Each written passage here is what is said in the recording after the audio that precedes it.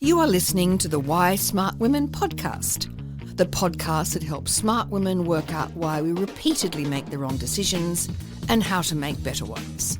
From relationships, career choices, finances, to faux fur jackets and kale smoothies. Every moment of every day, we're making decisions. Let's make them good ones. I'm your host, Annie McCubbin, and as a woman of a certain age, I've made my own share of really bad decisions. Not my husband. I don't mean him, though. I did go through some shockers to find him. And I wish this podcast had been around to save me from myself. This podcast will give you insights into the working of your own brain, which will blow your mind. I acknowledge the traditional owners of the land on which I'm recording, and you are listening on this day. Always was, always will be, Aboriginal land. Well, hello, smart women. If any of you had been listening to the audiobook of Why Smart Women Make Bad Decisions and How Critical Thinking Can Protect Them, which we have played over about the last 10 weeks, you might like to tune in to the next 15 weeks and listen to the audio recording of my second book, which is Why Smart Women Buy the Lies and How Critical Thinking Reveals the Truth. So this is a continuation of the hapless character Kat, how she identifies the flaws in her thinking and finally makes better decisions. If you find yourself tuning in and you are perhaps in episode 3 or episode 4, by all means, go back to episode 1 and follow the narrative because it has a very strong narrative arc. So, relax, kick back, get yourself a cup of tea or a glass of wine and listen to the audio version of Why Smart Women Buy the Lies and How Critical Thinking Reveals the Truth. See you soon. Bye. Chapter 11. Kat is sacked. You have been sacked. No apologies. Your role has been made redundant. Dasha from HR is sitting across from you at her desk, her hands clasped in front of her. She's been giving bad news all week. You suspect she's fatigued from trying to put a positive spin on the terrible message she'd been entrusted to convey. Meredith threw her handbag at her earlier in the week. Meredith had been with the company for 23 years and had been given 12 weeks redundancy. Dasha had had to scrabble around on the ground helping Meredith retrieve her lipsticks, Nurofen and Tic Tacs. Dasha's lucky cat had been waving at you as you entered her office. Dasha got right to it. In the new structure, unfortunately, your role is no longer required, she says. So, the lucky cat was waving goodbye. You're kidding, you say. Unfortunately, I'm not. David reassured me the senior leadership team was safe. Yes. Unfortunately, in the new structure, there is no senior leadership team. Is your job safe? You ask. Her mouth becomes twisted. I don't know, Katrina. You are entitled to a redundancy package. I think you will find it quite generous. Is this about my failure to properly embed demiurgic in the values? What? Demiurgic. What does that mean? Nobody knows. That's the problem. Right. Well, no. Is it about conversation with David about Gabriel Randall at Christmas in July? You had chosen the Christmas in July party the previous week to express your misgivings about Gabriel to David. The timing was perhaps not optimum. You hadn't realised the eggnog being served was so potent. Helen, Gabriel Randall's diminutive personal assistant, had been tipping in a bottle of brandy every time she topped up the cream and eggs. By 9 p.m, when you clearly should have gone home, you had instead found yourself whispering urgently into David's right ear that you had serious concerns about Gabriel Randall and the direction in which he was taking the business. In your recollection, David had looked intensely interested in your opinion and had suggested booking in a meeting with Tanya, his EA, sometime to talk through your concerns. What? No, Kat. It's about the restructure. I'll need you to give back your assets. If anybody is responsible for my indiscretion at the Christmas in July party, it's Helen. She's a personal assistant, not a bartender. Where was the occupational health and safety? It's incumbent on the business to ensure that employees are not plied with alcohol during a work function. I don't think Helen was plying you, Kat. The lucky cat is tiring of you. She is still waving, but more slowly. You weren't there, Dasha. You didn't witness Helen being as liberal with alcohol as Jay Gatsby. Whatever, Kat. I'm sorry you drank too much, but you are an adult. And regardless, this is a restructuring issue, not an issue of what you said or what you didn't say to David in relation to Gabrielle. Or diurnal or diametric. Ha! I never mentioned speaking to David. She looks at you pityingly. Wow, Kat, you just told me you did like 2 minutes ago. You mentally trawl back through the last few minutes of conversation. Oh, yes, you're right. Kat, do you want me to organise you an Uber? I'm driving my own car. Do you think I could still come to the Welcome to Spring party in September? Probably not, Kat. Kat has another encounter with the police. You're sitting at a set of traffic lights having picked up Porridge from his play date with Ebony the staffy. It's your lucky day, Porridge. You'll be seeing even more of me now. It'll be just like it was during the lockdowns, except with fewer liver treats because I won't be earning any money. You're 2 blocks from home when a police officer walks into the middle of the road and motions you to pull over. This means crossing over 2 lanes of traffic. You comply.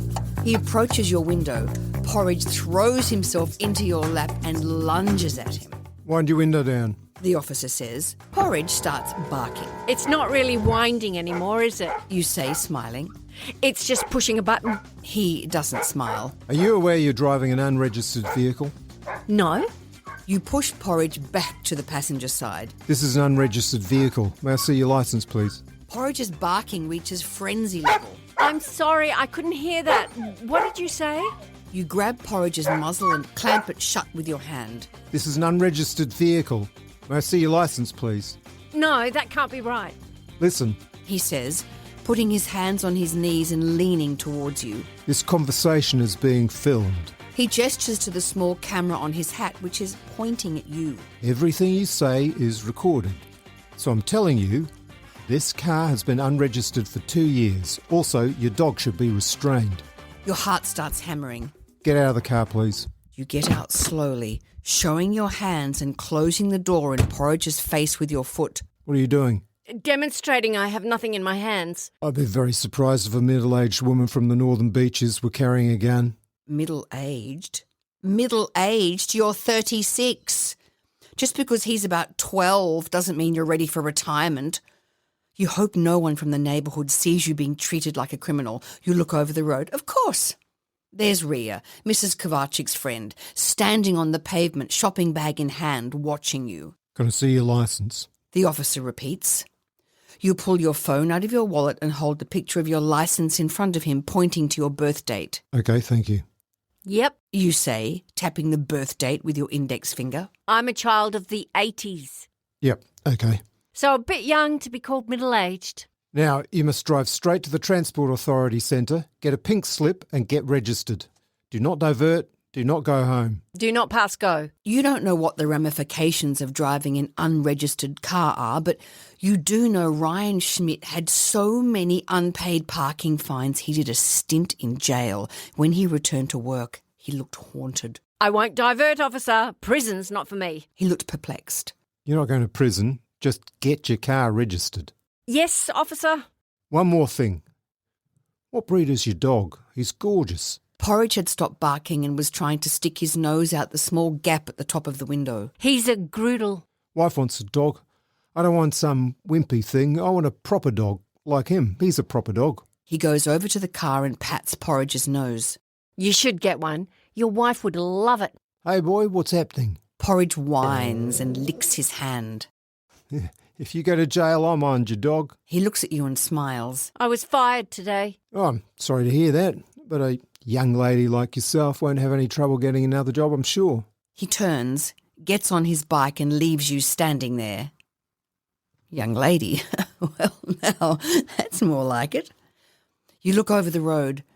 Ria is still standing there, her shopping bag now at her feet. She gives you a wave, puts her phone back in her bag, picks up her shopping and continues on her way. Say hello to Ria, Porridge. You start the car. Porridge barks at Ria as you pass. Mrs. Kovačic brings Mrs. Boleri back. I can't believe it. You say to Michael the next morning. 12 years I've been there, and because of some Myers-Briggs demiurge, I'm sacked. You're sitting on the couch. Porridge is lying across you. It's okay, Kat.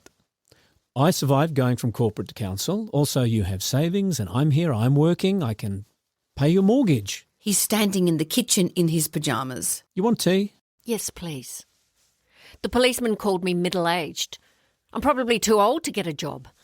I wonder if I can get the pension. How old was the policeman? He waves a tea bag at you from the kitchen. About 12. Well, there you go. Everyone over 25 will look middle-aged to him. Actually, no tea, thanks. Tea's for old people. Maybe I could join the police force. I'd be really good at drug busts. I have to get in the shower, Kat. I'm going to be late. You follow him around as he strips off his pyjamas. Could I get a job as a ranger? I'm good with nudity and parking. Sure, Kat. There is more to it than that, but anyway, I've got to get going. I can't drive a manual. Will that go against me? Will they give me a high-vis vest? Kat, you'll be fine. You'll be back employed in a heartbeat. Actually, I have an interview next week. I probably won't get it. There's the sound of a key in the door. You both turn. Mrs. Kovacic enters with Mrs. Baleri in tow. Michael is standing naked in the lounge room. Good morning, Kat. Good morning, Mickey, says Mrs. Kovacic.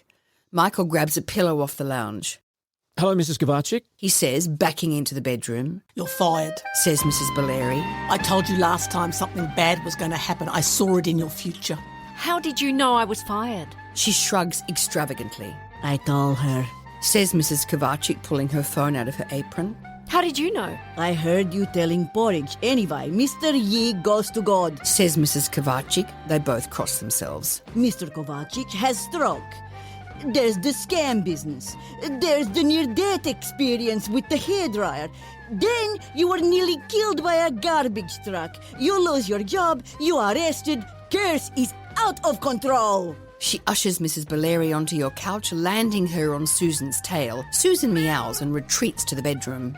The cat's behaviour is a clear sign. It's time to drive out the curse, says Mrs. Baleri. What? I was not arrested. Yes, you were. Ria made hilarious TikTok of you being arrested by policemen. You want to see? No, I don't want to see. My car was unregistered. I was not arrested. I'd like to see it, says Mrs. Baleri. Mrs. Kovacic moves closer to Mrs. Baleri, positioning her phone so they can both watch. Mrs. Baleri laughs. Show me again. I know, Ria's got real talent. She should work at Channel 9. Excuse me, it's early and I'm busy. You're not busy. You're sacked, says Mrs. Baleri. Mrs. Kovacic puts her phone back in her apron. Now, Kat, you worried about the money, now you have no job. She takes your hand. I pay for Mrs. Baleri to remove curse. No more delay. Mrs. Kovacic takes up her position on Mrs. Baleri's left. I warned you last time I was here that something bad was going to happen. Michael reappears with a towel wrapped around his waist. Hello, I'm Michael. It's 7:30 a.m. Yes, Mickey, this is Mrs. Baleri. The two older women are impervious to the disruption. It's Michael, Mrs. Kovacic. Hello, Mrs. Baleri. Kat wasn't fired. She was made redundant. It's the most impatient you've ever heard him. You like it. Redundant, fired, it's all the same. Kat, I'm not worried. Neither should you be. This is problem, says Mrs. Kovacic. You young people, you don't know disaster when it hitting you in the face. How's she going to pay for strata, Mickey? The building fees are huge. Mrs. Kovacic, do you have a key to Kat's flat? Yes, she has a key. I keep locking myself out. Right. I have to take a shower or I'll be late for work. Don't worry, Kat. All will be okay. Very nice to meet you. He says to Mrs. Baleri. The irony is lost on her. Mrs. Baleri sits on your couch. She folds her hands in her lap. He your boyfriend? Yes, of course. Do you think I let random men use my shower? He's good. Try to hold on to him. Right. The lift is still not working. I could have a heart attack. I have a heart condition. It runs in my family. My father dropped dead at 50, God rest his soul, and his sister at 51. I've only come here because Mrs. Kovacic is my very good friend and she loves you. Thanks for coming, Sophia. You feel compelled to say something. Yes, thanks for coming. So, as I was saying, Kat has been made recumbent. Redundant. That's what I just said. No, you said... Oh, never mind. Yes, redundancy is part of the curse, big dog girl. Redundancy is part of life, not part of a curse. She's from Generation Y. They're the worst. The worst at what? Porridge sits next to Mrs. Bellairy, puts his paw on her lap and whines. Big dog agrees. Also, he has something in his paw. Let me look, big boy. She opens her cavernous handbag, extracts a pair of glasses and picks up Porridge's right paw. Using her long nails, she pulls a thorn out of his paw. Brandishing the bindi, she says, See, the curse has spread to the big dog. She passes the bindi to Mrs. Kovacic, who takes it and goes into the kitchen. Mrs. Bellairy pats the couch on the other side of her. Sit. We will begin. I don't have time for this now. I have to write an email. You lie. You have no job, no email. You sit. I have to get another job, hence the email. I will remove the curse and you will get your job back. Susan returns from the bedroom, jumps on your lap and bats Porridge on the head. The cat knows I'm telling the truth. The fight goes out of you. You've been fired, you've been pulled over by the police, you've been concussed, and you were nearly killed by a hairdryer. Maybe Mrs. Kovacic is right. You're cursed. How much does this cost? $100. She give you discount. Mrs. Kovacic pipes up. I thought you were paying Mrs. Kovacic. I go halves. What does it cost normally? $200. Do you take credit cards? Yes, square $110. Cash better. I have cash. On you? I don't keep cash in my pyjamas, in my bedroom. You give her $100. I pay you back. You go into the bedroom with Porridge in tow. Michael is in there getting dressed. I'm giving her $100, half of which Mrs. Kovacic will owe me. I have lost control of my life, but she thinks you're good and I should try to hold on to you. He opens his wallet and pulls out $100. You look at the money. No, I can't take that. Yes, you can. Can we maybe get the key off, Mrs. Kovacic? He shrugs his backpack onto his back. Okay, I'm going to make a run for it. Wish me luck. I love you, Cat. Don't worry, okay?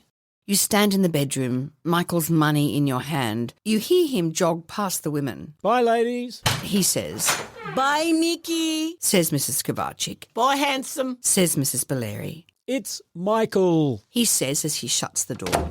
You re-enter the lounge room and give Mrs. Bellairy the money. So, Says Mrs. Bellairy, having put the two $50 notes into her wallet. sit here and hold my hand. She squeezes your hand. Her hand is fleshy and her rings dig into your fingers. Close your eyes. Spirits. Big dog girl wants her job back. Shouldn't you use my name? How will the spirits know who you're talking about? Don't talk, you're disturbing things. There's a knock at the door. Mrs. Kovacic answers it. Willow bounds into the living room. Oh, Cat, dude, I'm so sorry you got sacked. She comes over and puts her arms around you. Oh, hello. You must be Mrs. Bellairy. I'm super happy to meet you. Are you taking the curse off? Can I watch? Charlotte follows Willow in. Hello, I'm Charlotte. Mrs. Kovacic takes control. This is Mrs. Bellairy. She is here to drive away the curse that got Cat sacked. If she had curse taken off before, Cat would still have job. But she knew better. Charlotte leans into her bag and produces a bottle of Moet. Charlotte must have champagne about her person at all times. Cat, no more corporate. This calls for champagne. Mrs. Kovacic, Mrs. Bellairy, is it? Will you join us?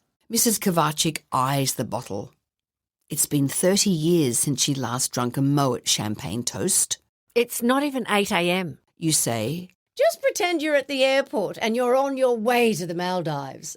says Charlotte, Am I taking the curse off or are you all standing around drinking? says Mrs. Bellairy, Well, just a quick one. says Charlotte. Charlotte and Mrs. Bellairy square off like two dogs in the dog park vying for park supremacy. Charlotte's Afghan versus Mrs. Bellairy's bulldog. No, not a quick one. Either we do it now or I go. And if you expect me to climb up those stairs again, you'll lose the discount, big dog girl. Willow, let's have 4 glasses, please, the long ones. Says Charlotte. Mrs. Bellairy clips her handbag shut, levers herself to the edge of the couch and stands. Willow returns and hands out the glasses. Okay, Says Mrs. Bellairy, heading towards the door. I'm off. Mrs. Kovacic flutters her hands. Don't go, please, Sophia. Also, I bought you a present. Says Charlotte. She hands you a moisturiser that looks like it's from the expensive counter at David Jones. Mrs. Kovacic claps her hands. Cat! Charlotte knows everything about skin. Look at my skin since she gave me special cream. Mrs. Belleri puts her hand to the doorknob, then turns back towards Mrs. Kovacic. What about your skin? I've been using this product Charlotte gave me. Oh, you look the same to me. Those expensive brands. Big con. She opens the door and steps into the hallway. Big dog girl, come here. I'll explain how to take care of Big Dog's paw. Go to the door and she grabs you by the arm, whispering in your ear. The blonde woman, don't trust her. She's bad news. Also, your boyfriend has a nice physique. You involuntarily shudder. Oh, God, you think to yourself. She trundles off down the corridor. Fix the lift, she says before she starts down the first flight. Did I interrupt with the champagne? Sorry. Charlotte says as you re-enter the flat. Don't be. You say, you're an extremely high achiever at school, a selective school no less, until you got to year 10, when you inexplicably bombed. There were meetings between the teachers, your parents and the school counsellor. The principal was even brought in. You weren't sure why, but you had just stopped trying with school. The discussions swirled around you in small, multiple eddies. You realise you feel the same way now. Your life is out of control. There must be a reason you are swimming in this pond of misery. You do not know what the reason is, but surely one of the people offering you advice does. I'm so sorry, Mrs. Kovacic. Please tell her to come back. Charlotte is now saying. Mrs. Kovacic finishes her champagne and holds her glass out. It's not good when she gets offended. Is there any left in that bottle? Sure, says Charlotte. Look at you, Mrs. Kovacic. Glowing skin and downing champagne before breakfast. Mrs. Kovacic puts her once again empty glass on the table. Okay, now I go. Please tell Mrs. Belleri I'll pay for her to come back. Can I go with Mrs. Kovacic? Says Willow. I want to see if Mrs. Belleri can remove the curse from Will. Come with me, says Mrs. Kovacic. She won't have got far. She very unfit. You must have seen some amazing curses in the old country. You hear Willow say as the door closes. So that's the famous Mrs. Belleri, says Charlotte. Yep, she is a force of nature. I just gave her $100 so I could get my job back. I've lost the plot. Wow, you forked out? Yep. To get your job back? Yep, then she left without finishing the job. She upends the bottle, pouring the dregs into your glass. But you wanted to get out of corporate. You're now out of corporate. Yep.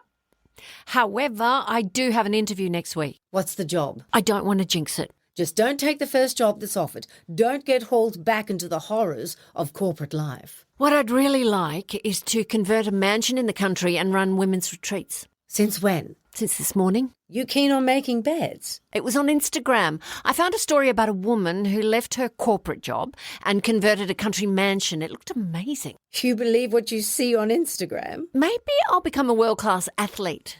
Do you think I'm too old? You might have to go to the gym more than once a month. Your relationship with exercise is complicated.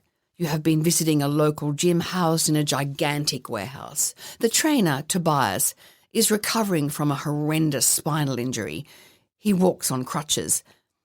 In the warm-up prior to each class, your training buddy, Dana, feels the need to remind you just how amazing Tobias is. You always nod in agreement.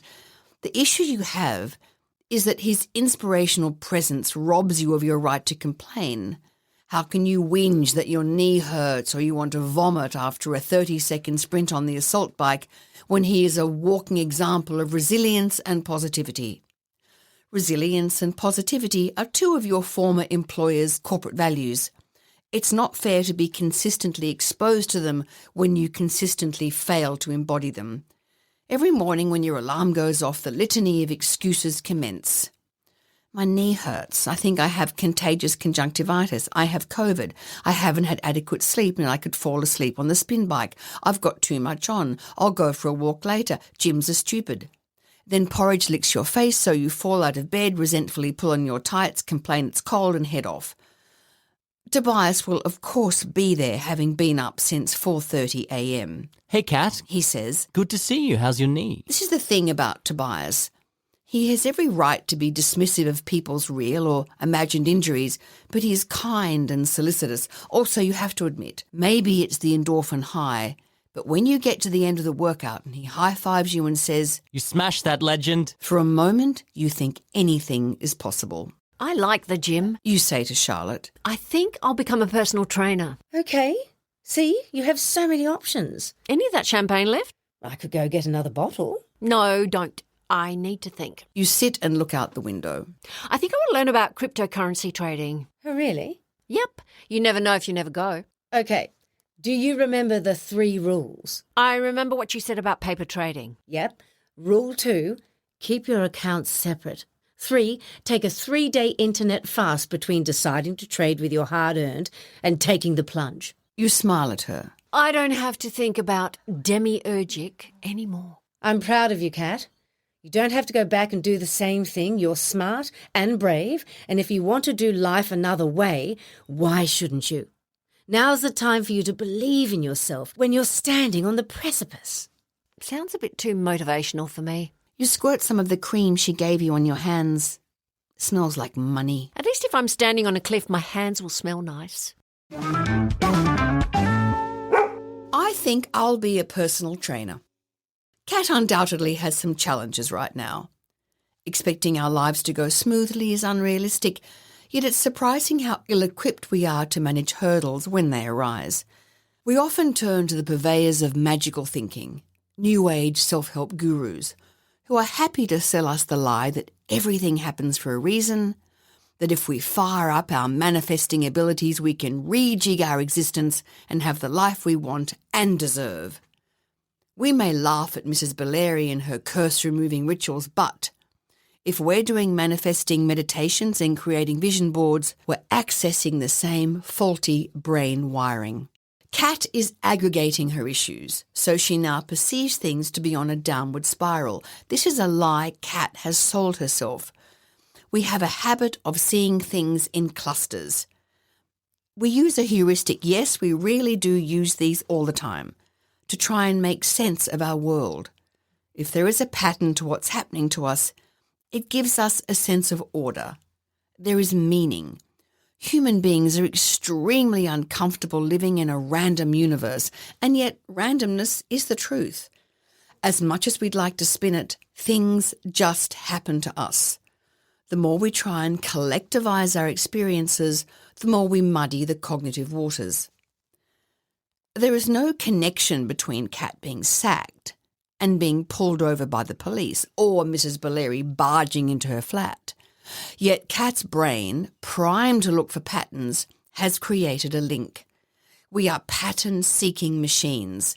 As soon as we identify a pattern, even if imagined, it's difficult for our brain to unsee it. In our primitive days, being able to see patterns was essential to our survival. We learned what to expect from the weather by watching the pattern of the seasons. We learned to identify the pattern of lions' paws so we could avoid becoming dinner. Pattern recognition was how we made sense of the world. The same brain wiring is in play today in a much more sophisticated world. That's why buying into the brain's sponge-like capacity to absorb patterns is an accident waiting to happen. To stop clumping your life events together into a story of tragedy, it's important to first acknowledge that you are cognitively predisposed to see patterns, then challenge the thought when it arises. You are not on a lucky streak. You are not having a bad run of luck. If you believe these comforting axioms, it's going to be harder for you to analyse the situation you are in with clarity and make a good decision. On going to the gym. Struggling to keep a gym routine? Pay the fees, go twice and spend the next 6 months trying to get out of the contract? The reason you do this is that your brain, specifically your prefrontal cortex, shuts down when you think about yourself in the future. Your brain considers your future self like it does a stranger. The further you look into your future, the worse it gets. It's one reason why saving for your retirement, stopping after 2 drinks, or avoiding eating the donut is so hard. Your brain doesn't care about future impoverished you, hungover you, or unhealthy you any more than it would a stranger. This is why you're better off forming a habit than trying to use willpower. It takes 10 minutes a day for 30 to 40 days to form a new habit.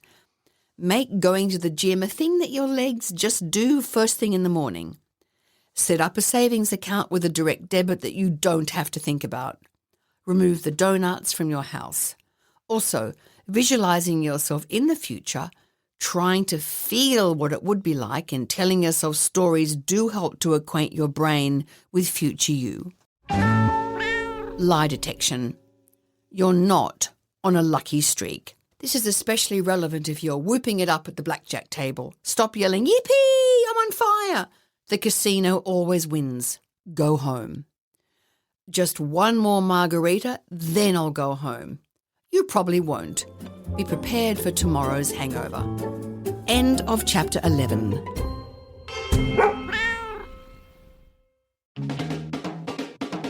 Thanks for tuning into Why Smart Women with me, Annie McCubbin. I hope today's episode has ignited your curiosity and left you feeling inspired by my anti-motivational style. Join me next time as we continue to unravel the fascinating layers of our brains and develop ways to sort out the fact from the fiction and the over 6,000 thoughts we have in the course of every day. Remember, intelligence isn't enough. You can be as smart as paint, but it's not just about what you know, it's about how you think. And in all this talk of whether or not you can trust your gut, if you ever feel unsafe, whether it's in the street, at work, in a car park, in a bar, or in your own home, please respect that gut feeling. Staying safe needs to be our primary objective. We can build better lives, but we have to stay safe to do that. And don't forget to subscribe, rate and review the podcast and share it with your fellow smart women and allies. Together, we're hopefully reshaping the narrative around women and making better decisions. So until next time, stay sharp, stay savvy, and keep your critical thinking hat shiny. This is Annie McCubbin signing off from Why Smart Women. See you later. This episode was produced by Harrison Hess. It was executive produced and written by me, Annie McCubbin.